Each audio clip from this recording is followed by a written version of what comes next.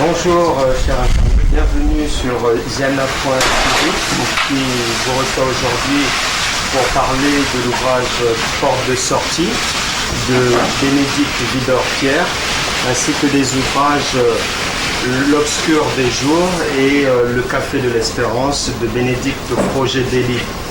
On va commencer par Bénédicte Widor-Pierre, responsable, co-responsable, on va dire, du Salon du Manuscrit, une édition lyonnaise. Tout à fait. Et on va d'abord parler de cette maison d'édition Bénédicte. Bonjour Bénédicte et bonjour Bénédicte. Bonjour Franck. Toutes les deux. Des Bénédictes. Alors, comment est venue l'idée de cette maison d'édition, le Salon du Manuscrit? L'idée, elle a fait son chemin depuis un certain temps, c'est-à-dire qu'on essaye de repenser un petit peu la logique éditoriale. Qu'est-ce que c'est qu'un manuscrit? Qu'est-ce que c'est qu'un livre au regard des nouvelles technologies contemporaines, notamment l'impression numérique à la demande et notamment aussi Internet. Dans la mesure où maintenant tout le monde peut publier son livre sur Internet, en assurer la promotion sur Facebook et les réseaux sociaux, et dans la mesure où on ne sait plus très bien ce que c'est qu'un livre et ce que c'est qu'un manuscrit. Donc à la lumière de cela, on a voulu un tout petit peu repenser l'édition. Est-ce qu'il est nécessaire de couper ça, de faire un manuscrit, de dire le manuscrit, écoutez, le manuscrit il est là et qui reste dans son tiroir finalement, et le livre il est sacralisé par un éditeur, et on a une espèce de culte de l'ego en France qui veut que chacun veut avoir son nom sur une couverture et être en librairie. Voilà, bon, ça c'est le deal. À partir de là, qu'est-ce qu'on veut? C'est simplement sortir de cette logique éditoriale qui veut qu'une personne dise « Ah cette personne, elle est géniale, je la sors et je la mets en librairie », pour arriver à une politique beaucoup plus démocratique et objective au final, c'est-à-dire que c'est le public qui va dire in concreto, directement sur un site, ce texte, il est bon, donc je vote pour lui. Suite à cela, ce texte, il est bon, donc je l'achète. Suite à cela, suite à un certain nombre d'achats, effectivement, ce texte, il va en librairie. Et il est là. Voilà, c'est ça en fait. Le cheminement, donc, à partir de la proposition du manuscrit à la maison, le salon du manuscrit, jusqu'à l'aboutissement, il peut se passer combien de temps? Alors, il peut se passer, ça peut être très rapide, ça peut se faire en 3 mois, de même que ça peut être beaucoup plus long, parce qu'on essaye aussi de sortir l'auteur de sa tour d'ivoire, de façon à casser l'isolement de l'auteur. Il faut savoir qu'un auteur, l'art de l'écriture, c'est un art qui passe par des médias. Ce n'est pas immédiat comme la peinture ou la musique, où finalement l'auditoire va être en direct avec l'œuvre. Là, il y a un média qui est le média libre. Et donc, on a parfois des auteurs qui n'ont jamais de retour, qui vont s'entendre dire par X éditeurs, vous ne rentrez pas dans notre ligne éditoriale. Donc ça, on veut pas. On veut que l'auteur puisse avoir un retour de façon à créer un vrai mouvement littéraire, que les gens puissent écrire tous ensemble, et de façon à ce que les lecteurs puissent s'emparer du livre aussi et dire à l'auteur, écoutez, moi ça j'ai adoré, mais chapitre 3, ça traîne un petit peu en longueur, ou les personnages, est-ce qu'il manque pas un petit peu d'épaisseur psychologique, etc., de façon à ce que l'auteur puisse reprendre son texte, l'améliorer, voilà, pour proposer à l'auteur quelque chose qui lui permette d'améliorer son texte. C'est pas une école, mais c'est un retour. Voilà, sortir l'auteur de son isolement, je trouve ça très très important, parce qu'on a tous un petit peu fait ce parcours du combattant, et c'est très compliqué.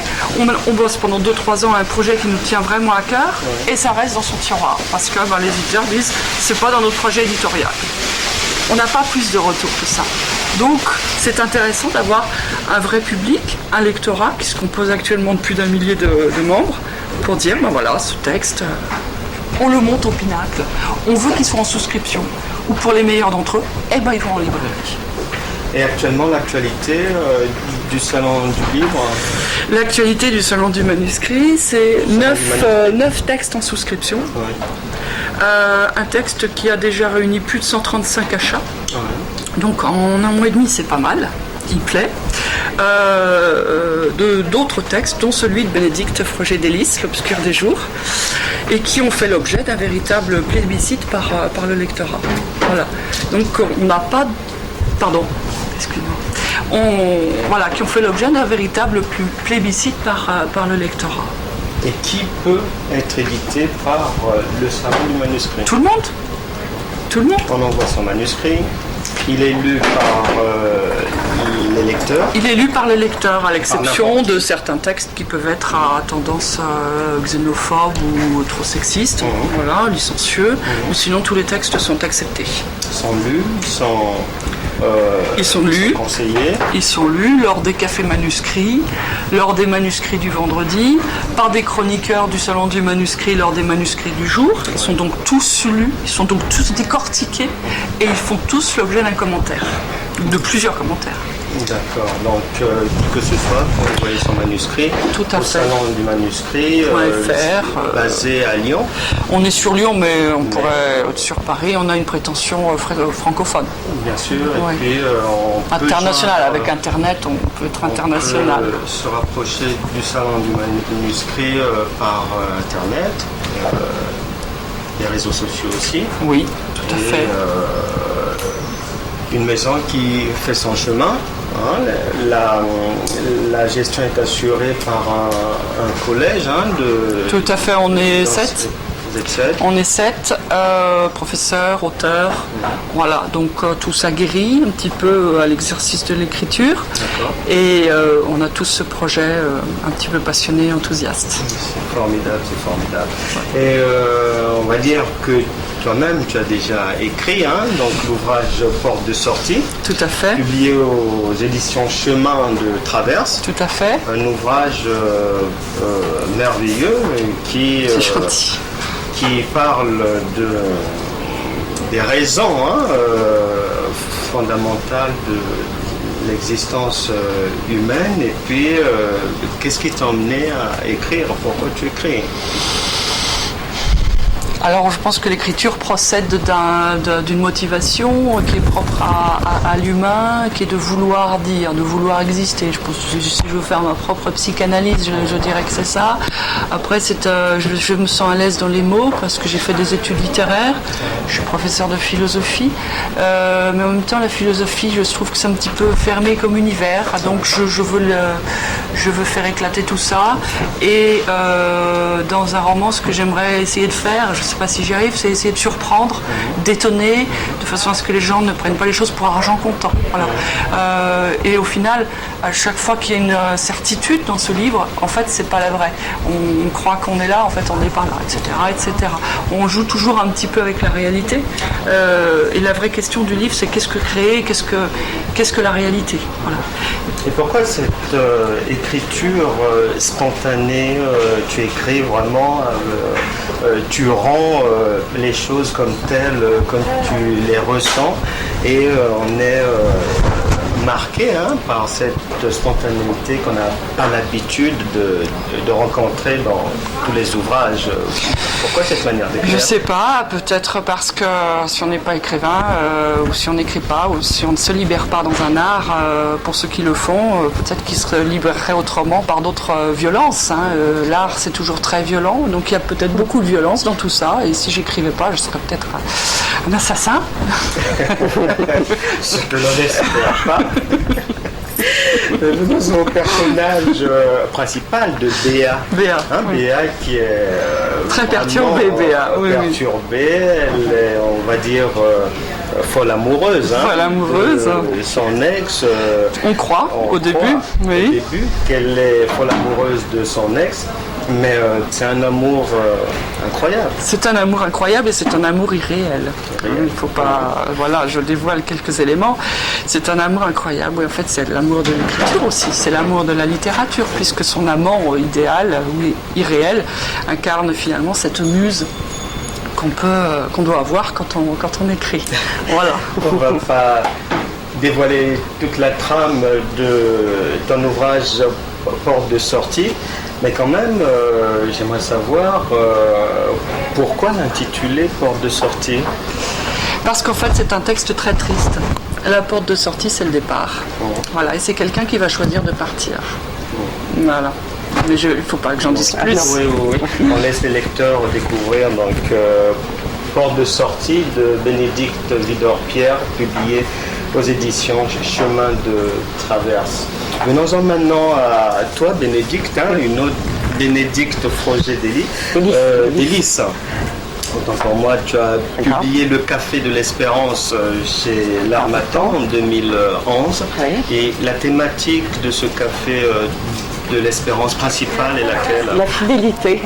Et surtout la fidélité à soi. Je suis partie du principe que souvent les femmes, puisque c'est un roman axé sur la femme, souvent les femmes à 20-25 ans, elles ont plein de projets, plein d'idéaux, tout est merveilleux. Et quand on les retrouve à 40 ou 45 ans, elles sont les premières à vous dire « Oh, bah tu sais, oui, j'avais des rêves, mais... » Et j'ai trouvé ça complètement révoltant. Donc, justement, j'ai pris une femme qui, elle, vit sa vie dans un ronron lénifiant au possible et qui, du jour au lendemain, va être parachutée en Guyane. Elle va se retrouver face à son couple et face à elle-même. Et bien, qu'est-ce qu'on fait dans ces cas-là? On reste assis au bord du chemin, à regarder le fleuve, les morphos qui passent, etc. Ou alors, on essaye d'être vivante. Et elle va être vivante de façon quelquefois un peu spéciale, on va dire. Mais je crois que rester fidèle à soi-même tout en évoluant, c'est très important. Très important. Si dans Le Café de l'Espérance, il est fait état de la Guyane, oui. On peut dire que tu es une panténégrine qui vit à Pointe-Noire au Congo-Brazzaville, oui. Et que dans l'obscur des jours, il est fait état de... Exactement. L'obscur des jours, donc c'est mon deuxième roman. Ouais. Lui, il traite essentiellement du mépris, de l'indifférence.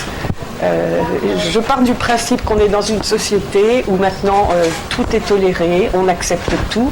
Mais est-ce qu'effectivement, chacun dans sa vie, on va être aussi tolérant? Est-ce qu'on va accepter d'avoir une enfant qui ne sait pas si elle est fille ou garçon? Est-ce qu'on va accepter un enfant qui va rentrer au couvent? Est-ce qu'on va accepter une enfant qui a envie de dévorer tous les hommes de la terre? Je crois que la tolérance et la libéralité, c'est une belle façade et que dans la société actuelle, on continue avec les schémas traditionnels où il ne faut surtout pas faire de vagues, etc. Donc effectivement, mon livre se passe essentiellement à Paris, dans le 18e, parce que c'est mon quartier. Donc ici, je suis aux Anges, parce que je suis chez moi. Mais il se passe également en Afrique, à Pointe-Noire, où je vis une partie de l'année. Et effectivement, les messages importants que j'ai voulu faire passer sont souvent dans la bouche de mon africaine, de Malisa, parce que les Africains ont un regard sur le monde complètement différent du nôtre. C'est vrai, quelquefois, on s'entrechoque, etc., mais je pense qu'ils sont beaucoup plus ouverts aux autres et plus dans le don de soi, prêt à donner, prêt à recevoir. Il y a l'échange, il y a la fraternité, chose qu'on a tendance à oublier dans nos sociétés. Donc ouvrage L'Obscur des jours, publié au Salon du Manuscrit en avril 2014. Et la procédure de sélection de ton manuscrit, comment s'est-elle passée? Eh bien, tout simplement, j'ai décidé de me faire une page professionnelle Facebook. Donc, je me suis inscrite sur Facebook. Et qui est arrivé comme ça? J'étais au Congo à l'époque. Donc, vous voyez que c'est international. J'ai vu marquer le Salon du Manuscrit. Vous pouvez déposer vos manuscrits, etc. Donc, je me suis quand même renseignée parce que je me suis dit... On ne sait jamais. L'affaire m'a plu. J'ai envoyé mon manuscrit et au bout de 10 jours, on m'a dit rendez-vous donc sur Internet et vous allez discuter avec des lecteurs qui là m'ont tout de suite dit ça c'est génial, ça c'est nul, ça on s'y perd, ça.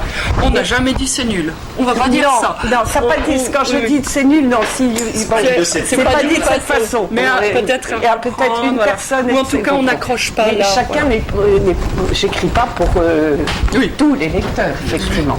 Bon, ce que j'ai trouvé fabuleux dans cette aventure, c'est que effectivement, quand on envoie son manuscrit dans une maison d'édition, il est très rare d'avoir des retours. Je commence à en avoir peut-être parce que j'ai déjà publié une première fois où les retours sont fouillés.